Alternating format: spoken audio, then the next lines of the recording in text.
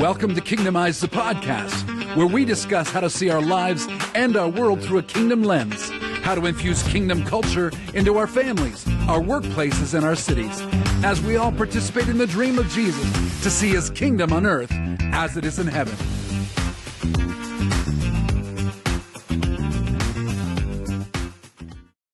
Hey, we're back. It's Kingdomize, the podcast. We're excited to be with you today, and you are going to be excited about what you are about to hear from Dr. Brian Beatty, my friend, my co-spirator in transforming cities and nations. Look, we've been on a journey with you, and I don't know how many of these segments that you've listened, but today is segment 10 of how to transform your city, kingdomize your city. And Brian is part of a 25-year marathon in doing that in the city where he lives. So this is not a quick deal. It's not a short deal. And you'll probably hear today it's not an easy deal. But we absolutely believe it's God's intention to bring heaven down to earth for cities and communities to flourish under the kindness and goodness and mercy of God. And we are delighted again, Dr. Brian, to have you today. Please take us where we need to go to know how to transform our city. Excellent. Ian, I should take you everywhere I travel and speak. If I could just take you and you could introduce me, I always feel ready to go after you talk about this. So this is good. That's great. So yeah, Ian, so this is number 10. This is step 10. And we started, step 1 was dream, and I'm calling step 10 dream bigger, because you're really never done. Like I know even the talk about the idea of city transformation to some people is like, that's too much. Well, I want it to be too much after today, because I didn't come up with this next point, but Jesus said that we're called to disciple nations. So when you're done your city, which you never are, but when you're done transforming your city, God says, you should go after some nations. And I think he said, if we ask him, he'll give us the nations. So that would be fun, maybe something to think about. So again, I'm going to go back to a couple points from lesson 1. And we tell stories on purpose to inspire people. So again, we're not telling our story or telling any story really to go, hey, look at us. It's actually, hey, look at God, what he can do. If he does it for us, he can do it for you. So I didn't mean to rhyme there, by the way. I'm sorry I did that. It was good. It was good. I'll turn that into a song after the podcast is over. Please don't. No, we will not. We will not do that. But we started in Jeremiah 29:11, and I talk about this everywhere I go because it's a verse that everyone knows. It's a fridge magnet verse. It's I know the plans I have for you, declares the Lord, plans to prosper you, give you hope in the future. And that's for us personally. That's for our cities. But it goes beyond that. It actually goes to our nations. So again, like I said, in Matthew 28, the Great Commission, Jesus said, I want you to have this kingdom inside of you. So wherever you go, it spills out of you, and not just your friends and family and neighborhood and city. Although that's amazing, it needs to go to the nations, to disciple nations. Jesus showed John in the Revelation in chapter 11. He said that the kingdoms of this world will become the kingdoms of the Lord and of his Christ. And so we're part of that kingdom. And we need to be understanding that it's part of who we are. It's part of who we are. And Ian, I was thinking through this before, and I don't know if I think I told this story earlier, and if so, you're about to get it again. But one of the things that happened for me back when God started speaking about city transformation with the open vision in October of 95, around the same time, I think it was just the next year, I was in Shoppers Drug Mart, and if you're listening in other places, it's like a pharmacy. You're there to get things. And I was there that day to buy things no man should have to ever buy in a pharmacy. My wife had sent me out to buy stuff for her. And I'm like, I don't want to do that. I don't want to be the guy that buys women's stuff. So I'm trying to be cool, and I can't be cool buying this. And so on the way by the book rack, I grabbed the book. I thought, okay, I just grabbed the book that looked semi-interesting. so I could cover up what I was buying. Honest truth. And so the name of this book was Always Change a Losing Game. And I didn't know this, but God was going to speak to me out of my own insecurity and uncomfortableness buying something for my wife. Again, always change a losing game. And I've talked about this now for almost 30 years. That it was during that time that God was speaking about cities. God had spoken to me from Luke 16 about the parable of the managers of the world are more shrewd than managers of the kingdom. That made me feel bad about myself. So all this stuff is coming at the same time. And I realized at the time, and I don't know why. Well, I know why it made me feel bad, because I'm a very competitive person. I don't want to lose anything. And I realized when I saw the title of this book, Always Choose a Losing Game, that really the church was losing at God's game. That the managers of the world were really shrewd, and they seemed to be running everything. And we were sitting back inside our churches going, well, one day Jesus will come. Well, I just wasn't comfortable with that. So that started me on the trajectory of, I believe we can change cities. And now after 25, 30 years of this, I know we can change cities, and I know God's calling us to nations. And in that, there's going to be an understanding of, how do I manage the expectations of that? How do I understand and manage change in the middle of that? So that's what I want to talk about. That was a long introduction, but that's what I want to talk about today. Fantastic. I mean, it's going to be good. We've had lots of conversations over the years, and I just love. For my benefit, you can retell all your stories as many times as you want to. I love them every time. They seem to get better the more I hear them. But right now, we're living in a kind of context where you got lots of words being thrown around and people in different genres. You got people talking about revival. You got people talking about renewal. You got people talking about reformation. Is there any connection in all of that in terms of how we transform a city? Yeah. So really good. So my first point of 6.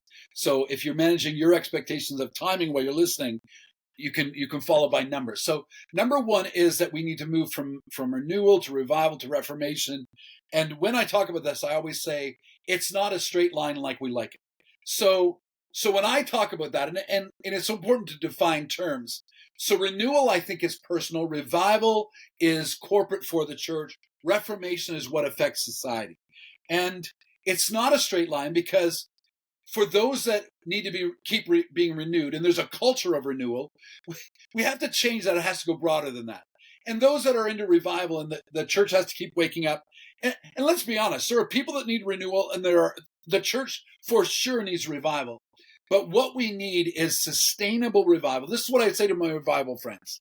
And I've said a number of times in this series that that's probably who I was for the first 15 plus years of my ministry. I was a revival guy. But I really strongly believe that God wants us to take it further. You need to know where you are on the trajectory, but God's looking for his kingdom people, his kingdomizers, to be like salt and light and leaven in all of society, to bring a reformation, which is a revival that stays. So just want to encourage people to do that. And I'm gonna add a piece of the pie for pastors. I didn't mean the alliteration, man. I'm rhyming and I'm doing alliteration. Everything's wrong today. But for pastors, I want to strongly encourage you to reconsider how long you stay at churches. If you expect you're going to change a city staying 2 to 4 years, just stop even thinking about it. Because to have this trajectory of changing a church and changing a city, this is a very long process. So I just want to encourage pastors, think about staying longer where you are. It's really important. It's really important.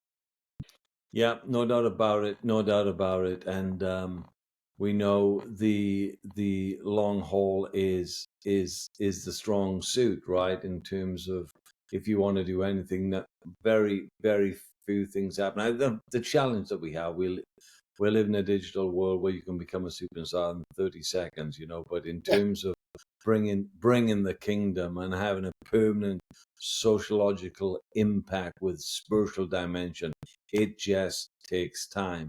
And It takes time. And to be honest, Brian, it looks like hard work. And it is, and a lot of us are allergic to that hard work, right? So that's why my second point has to do with the hard work. And the phrase I use here on number 2 is, "It will only be hard if you expect ease." It will only be hard if you expect ease. And I use that phrase because that's exactly what God said to me coming into a year that was probably one of the hardest years of my life. And I always get encouraged when God speaks to me, but when he says stuff like that, I know exciting things are coming. so but it wasn't just that phrase hasn't just helped me for that year, and that was probably 20 years ago, but that phrase has kept me for the long haul. It'll only be hard if you expect ease, because it was never supposed to be easy. We're never promised ease. What we're promised is an overcoming spirit. Yeah. I'm going to say that again. We're not promised ease. We're promised an overcoming spirit.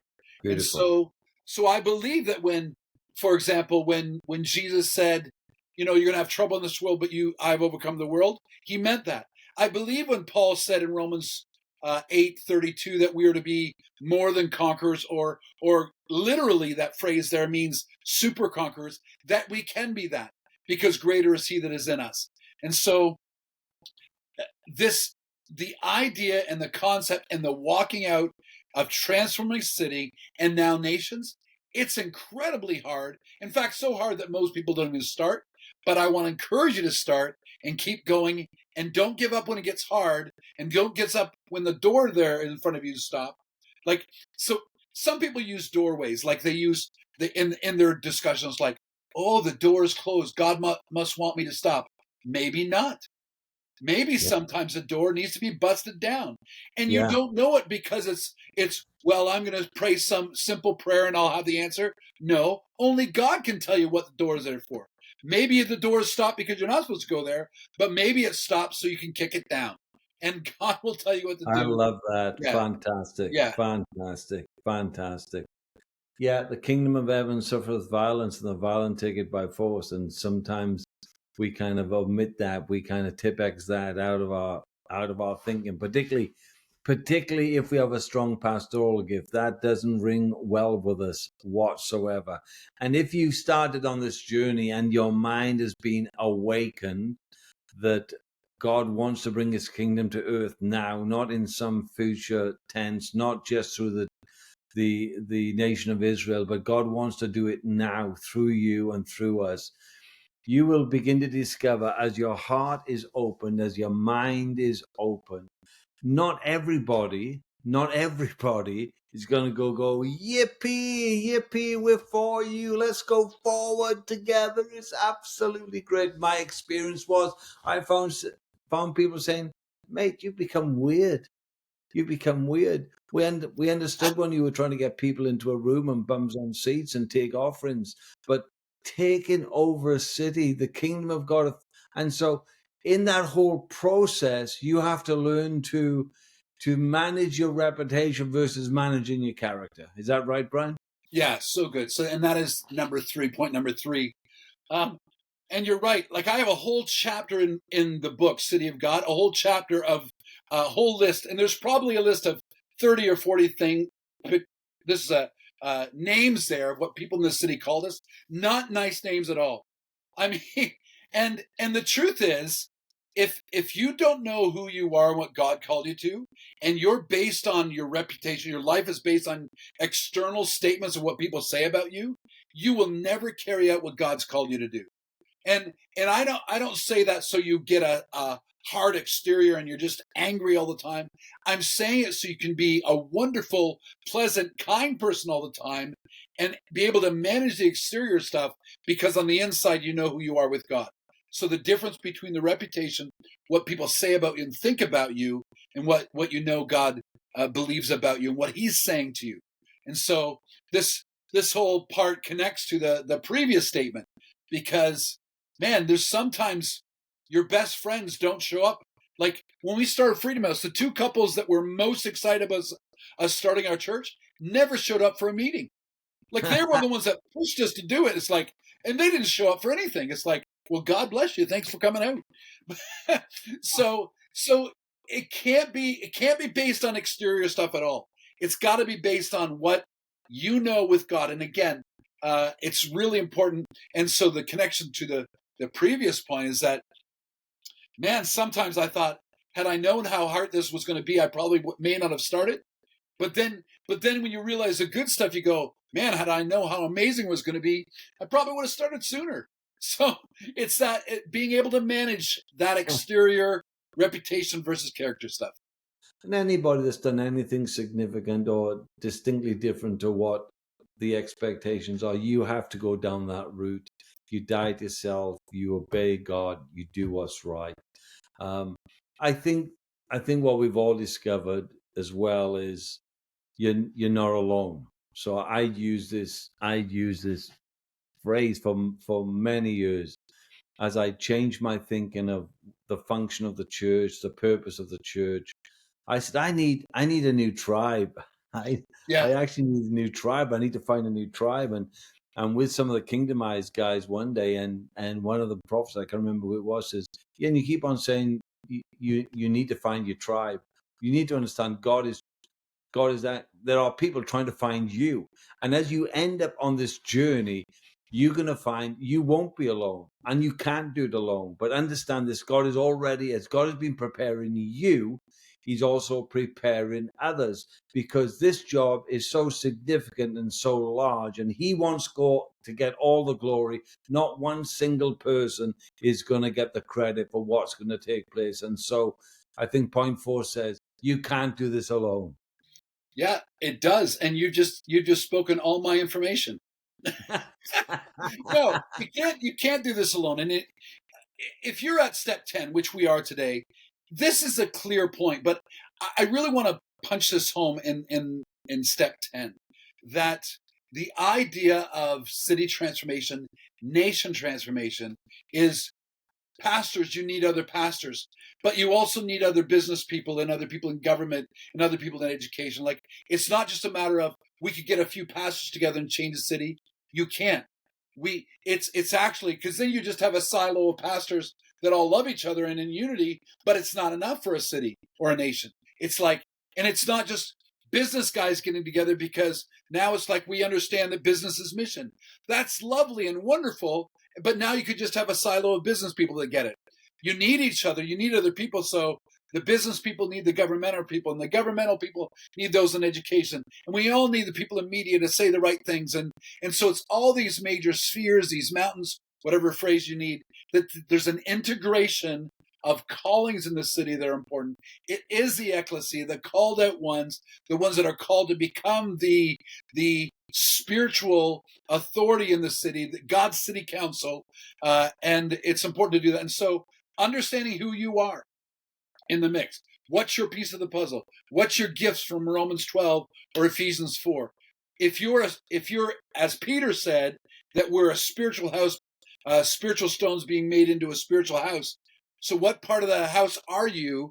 And understanding that if it's a house, the house isn't complete unless you have other bricks or other stones around you and work together with them well. It's really important. No, absolutely. And I think as we go forward, we understand we end up with a different scorecard. We have a different scorecard, because the scorecard I operated on for many, many years was how many bums on seats, how much money is in the offering, how many people got baptized. Bums, bucks, and baptisms. Yes. But there's a different paradigm for success when we go down this route. Why don't you talk to us about that, Brian? Yeah. So number 5 is that obedience is success. So let me just say in that regard, what Ian just said, that if you're a pastor, we want you to have lots of bucks and lots of people and lots of baptisms, people coming to Jesus, 100%. But that's not how, I would say, the only way we should measure whether we're successful in a city, in a region, or in a nation. It's like, how are things changing? And so, are you meant to have a big church? Great. Well, hear God and obey. Obedience is success. And that could mean you have a huge church. It could mean you have a small church, but you're still affecting the city. And so the city doesn't measure your success by bums, bucks, and baptisms. It measures it by alleviating poverty. It measures by homelessness or lack of homelessness. Like it measured it by the idea of, are there jobs? Is there prosperity in economically, socially, spiritually? And so we have to start thinking, as you just said, Ian, we have to start measuring differently as a church. And we can't do it all. So or I can't do it all, and Ian can't do it all. So my part has to do with obedience. Obedience is success. And I can tell you, Ian, this phrase, obedience is success, it comes out of Joshua 1, has really been significant for us and for those that we've shared it with over the last 25, 30 years. Because in this whole idea of city-nation transformation, you can get overwhelmed if you start thinking about the whole thing and go, I have to do it all. No, you have to do the piece that God calls you to. Yeah. Because that Yeah. obedience is success. And if you've taken the time to network and connect with, because you can't do it alone, people, if you can connect with the right people, they're also going to have their piece of the puzzle that gets something done in the next piece. And together, everyone's obedience becomes success for your city and for your region. No, awesome, Brian. That's fantastically practical and helpful for sure.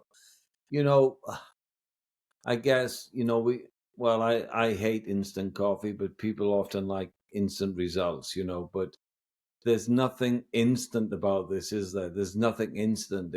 I think your point 6 says it's a marathon. It's not a sprint. It's not a quick fix job. It's not, I got a 5-year plan. Let's get it across the line. It's more than that. Like, you've been at this 25 years in one city. So what does that look like? Yeah. So again, as you said, point 6 is it's a marathon, not a sprint. And the truth is, this concept of city transformation, it's multi-generational. People were at it long before I got here. And so the things that you see externally that happen in the community, it happened because somebody was praying. There were people, and many people would come up to me when we were doing what we're doing in the city and goes, Brian, I've been praying for this for 20, 25 years. And so long before we started, God laid it on the heart for somebody to pray. And long after we're gone, there's going to be people going, that stuff they did is important. And so God gave me, revelation is such a strong word, but God really highlighted Ephesians 11 for me, the end of it. And honestly, I didn't really take a look at it much beyond that. It was Hebrews 11 was the hall of faith, and all these people did these great things with their faith, and without faith, it's impossible to please God. I had preached that for years. But then when they started down the transformation route, it was like the end of Hebrews 11 got really important, because what Paul was saying in Hebrews, I believe Paul wrote Hebrews. We can have a doctrinal discussion later, but I'm just saying what Paul was saying in Hebrews was, or the writer to the Hebrews, however you determine it, was all these great things that happened as examples of faith.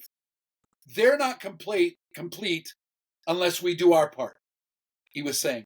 And then that's not complete unless the next generation comes and does their part. And so it's a marathon, and maybe it's what is that?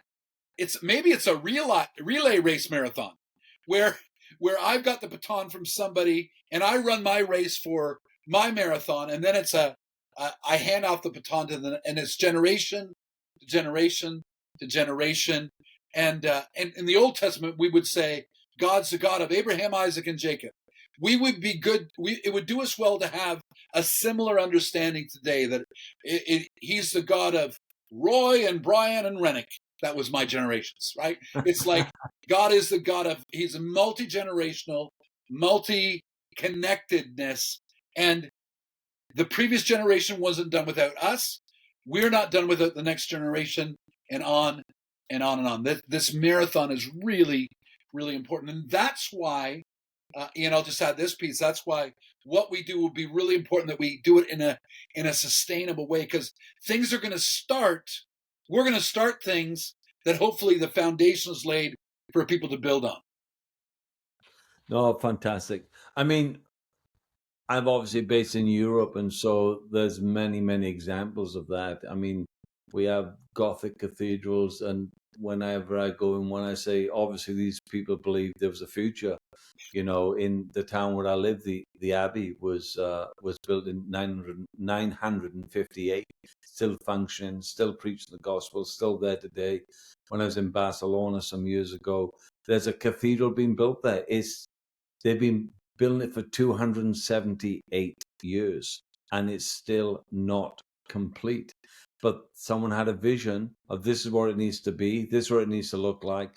We have a part to play. We're not it, but we do have a part to play. And I think what you're saying is when we understand marathon versus sprint, we understand we have a contribution. We are not the contribution. We have a contribution.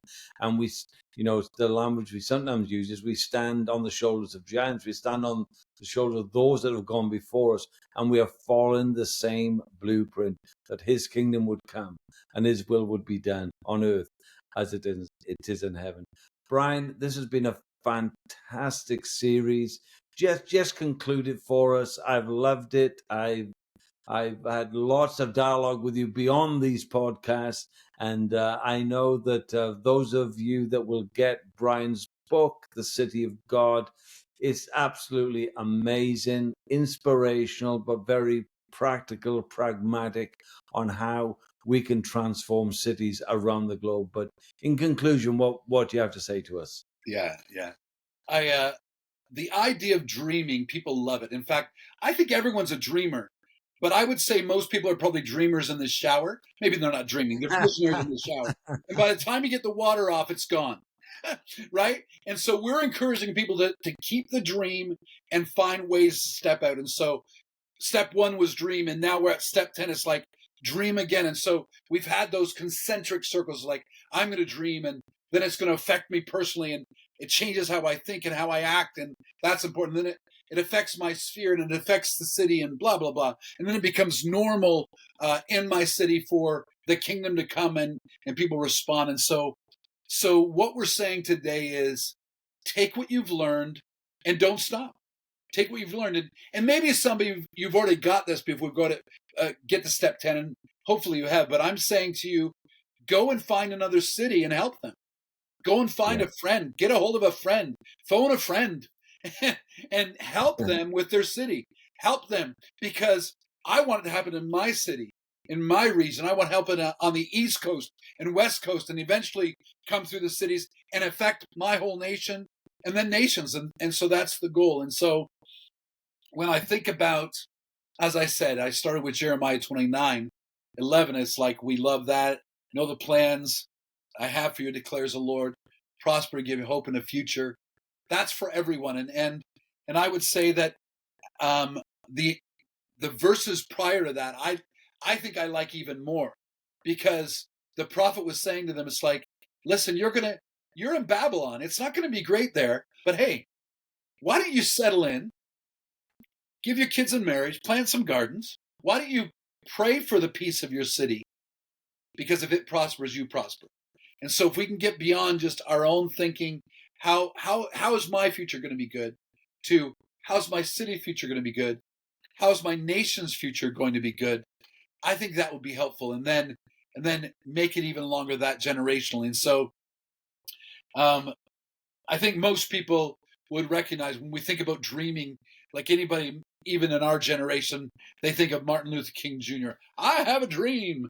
I have a dream. But and most people know that phrase that he said it. But a couple of the phrases out of that I have a dream sermon, I think are really important for us as we wrap up. And he said this, he said, I refuse to believe the Bank of Justice is bankrupt.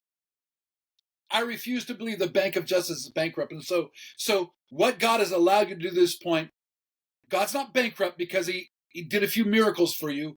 Ask for more. Believe for the impossible.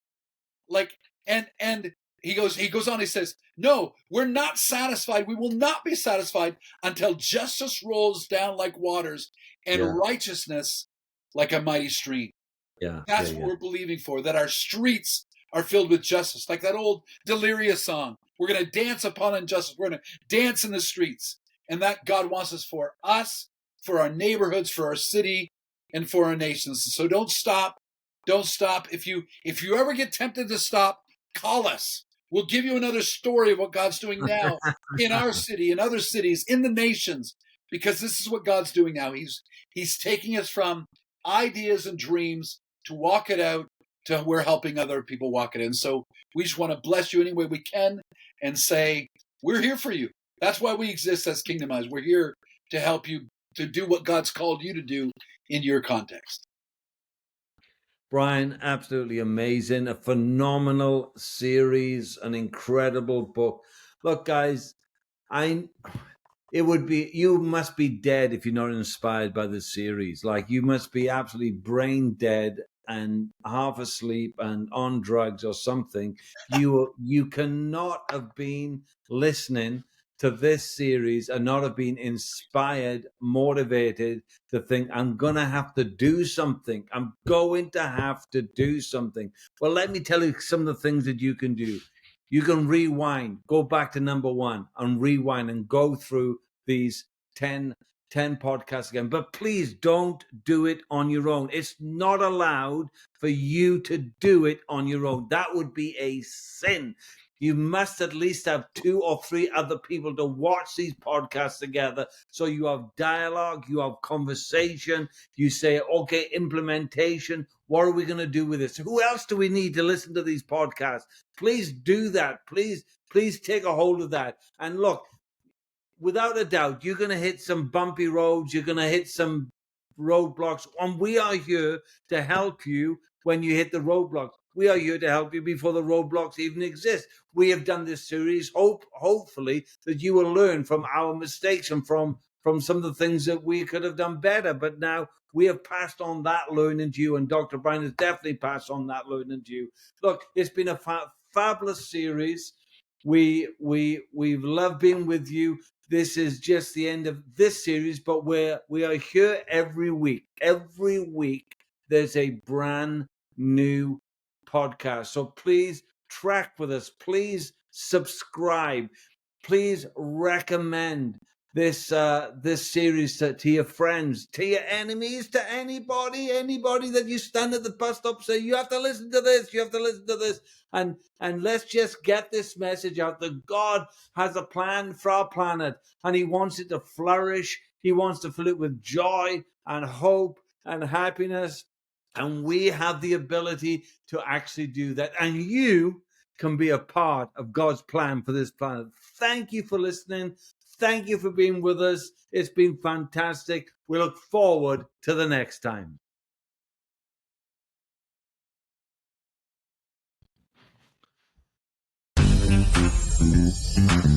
Thanks for joining us today on Kingdomize the podcast. Let's keep the discussion going throughout the week on our socials or on our website, kingdomizeglobal.com. Contact us today to see how we can walk together to see more of God's kingdom in your city as it is in heaven.